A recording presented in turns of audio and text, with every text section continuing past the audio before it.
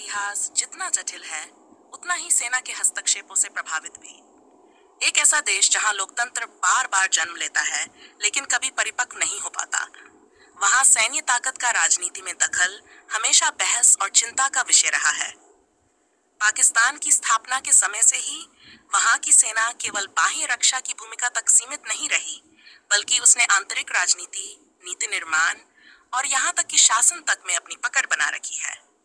इस स्क्रिप्ट में हम विस्तार से समझेंगे कि पाकिस्तान की राजनीति कैसे विकसित हुई, सेना का उसमें क्या योगदान या हस्तक्षेप रहा, और इस सब का असर पाकिस्तान की आंतरिक स्थिरता और वैश्विक छवि पर कैसा पड़ा है। पाकिस्तान की राजनीतिक व्यवस्था का प्रारंभिक ढांचा। 1900 में पाकिस्तान का निर्माण धार्मिक आधार पर हुआ था, लेकिन राजनीतिक दृष्टिकोण से यह एक नवोदित राज्य था। पहले प्रधानमंत्री लियाकत अली खान की हत्या 1951 के बाद राजनीतिक अस्थिरता शुरू हो गई। संविधान निर्माण में देरी और लोकतांत्रिक संस्थाओं की कमजोरी ने सेना को हस्तक्षेप का अवसर दिया। सैन्य हस्तक्षेपों का इतिहास। तख्तापलट की परंपरा। जनरल अय्यूब खान का पहला तख्तापलट। राष्ट्रपति इस्कंदर मिर्जा ने संविधान रद्द कर मार्शल लॉ लागू किया, लेकिन जल्द ही अय्यूब खान ने मिर्जा को हटा दिया। अय्यूब खान ने नियंत्रित लोकतंत्र की स्थापना की। जनरल जियाउल हक का सत्ता पर कब्जा। जुल्फिकार अली भुट्टो की सरकार के खिलाफ चुनाव में धांधली के आरोप लगे। जिया ने सत्ता संभाली, भुट्टो को फांसी दी गई और इस्लामीकरण की नीति शुरू हुई। 1999 जनरल परवेज मुशर्रफ का तख्तापलट। नवाज शरीफ ने उन्हें हटाने की कोशिश की, लेकिन मुशर्रफ ने तख्तापलट कर सत्ता ले ली। मुशर्रफ ने अमेरिका के साथ मिलकर आतंक के खिलाफ युद्ध में भाग लिया। सेना की भूमिका। सिर्फ सुरक्षा नहीं, नीति निर्धारण भी। विदेश नीति।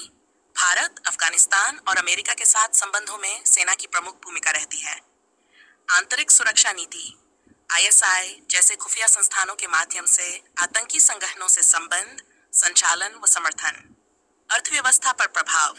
फौजी foundation, military farms, defence housing scheme जैसे संस्थानों के जरिए सेना का आर्थिक वर्चस्व। न्यायपालिका और मीडिया पर प्रभाव। कई बार पाकिस्तान की सुप्रीम कोर्ट ने सैन्य तख्तापलट को वैध ठहराया।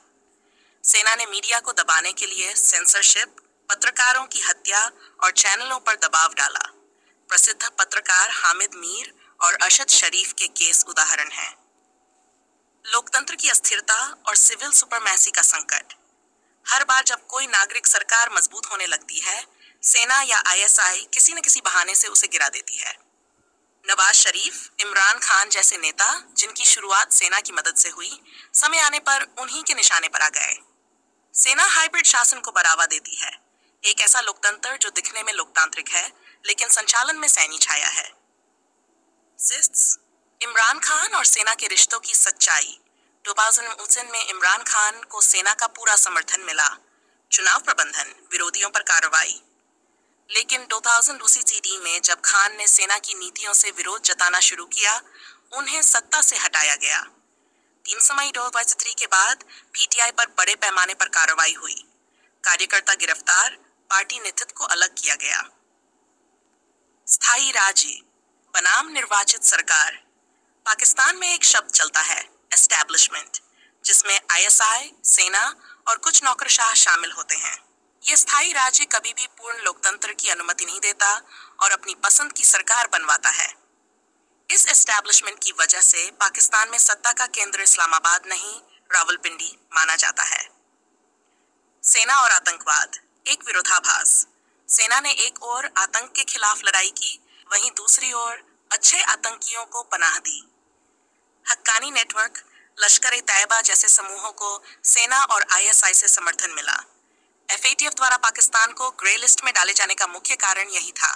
जनता की बदलती सोच और सोशल मीडिया और नागरिक जागरूकता ने अब सेना की छवि पर सवाल उठाना शुरू किया है। बलोचिस्तान, खैबर पख्तूनख्वा और सिंध में सैन्य दमन के खिलाफ आवाजें उठने लगी हैं। पाकिस्तान के युवा अब एस्टैब्लिशमेंट के खिलाफ खुलकर बोल रहे हैं, ये पहले संभव नहीं था। डेट। भारत और वैश्विक दृष्टिकोण से प्रभाव। भारत के लिए पाकिस्तान की सेना हमेशा एक चुनौती रही है। LOC पर संघर्ष, आतंकी घुसपैठ। वैश्विक मंचों पर पाकिस्तान की सेना प्रेरित नीतियां उसके लिए कूटनीतिक समस्याएं खड़ी करती हैं। अमेरिका, चीन, सऊदी जैसे देश भी अब पाकिस्तान में स्थिर लोकतंत्र की आवश्यकता को स्वीकार कर रहे हैं। निष्कर्ष: पाकिस्तान की राजनीति और सेना का रिश्ता बेहद गहरा लेकिन अस्वस्थ रहा है। लोकतंत्र की जड़ों को मजबूत करने के बजाय सेना ने बार बार हस्तक्षेप कर राजनीतिक प्रक्रिया को कमजोर किया। एक ऐसा राष्ट्र जो धार्मिक आधार पर बना लेकिन अपनी पहचान और स्थिरता को अब तक खोज रहा है, उसका सबसे बड़ा रोड़ा उसी की सेना बन गई है। लेकिन उम्मीद की किरण यह है कि पाकिस्तान की नई पीढ़ी अब सवाल पूछ रही है, जवाब मांग रही है और एस्टैब्लिशमेंट की सत्ता को चुनौती दे रही है। अगर यह प्रवृत्ति बनी रही तो भविष्य में पाकिस्तान एक स्वस्थ लोकतंत्र की ओर बढ़ सकता है, जहां सेना अपनी वास्तविक भूमिका तक सीमित रहे।